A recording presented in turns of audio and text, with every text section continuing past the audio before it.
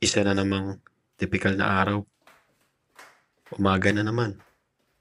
Gigising para tuparin ang mga bagay na pinangako ko sa aking sarili.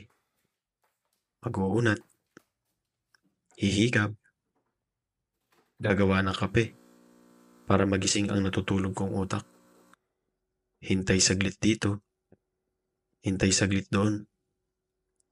Sana, sa pagkakataon na to, magising na rin ako sa katotohanan na di lahat ng bagay maaari kong makuha, na di lahat ng hagdan madaling akyatin. Di naman masamang maghangad higit sa kung anong meron ka, di ba? Isang tanong lang naman na iiwan palagi para sa marami.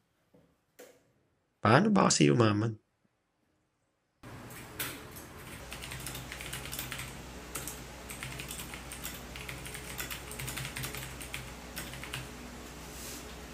Halos gawin ko na ata lahat ng propesyon.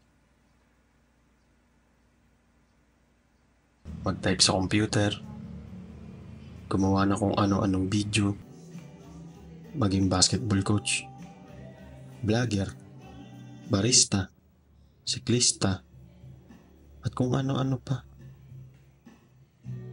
Ewan ko ba, hindi ako maubusan ng ideya.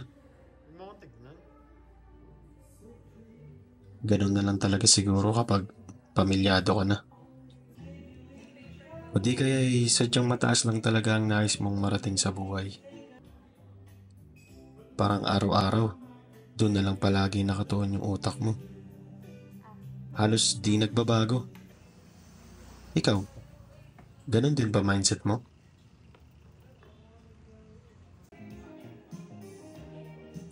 Kagaya rin ba kita?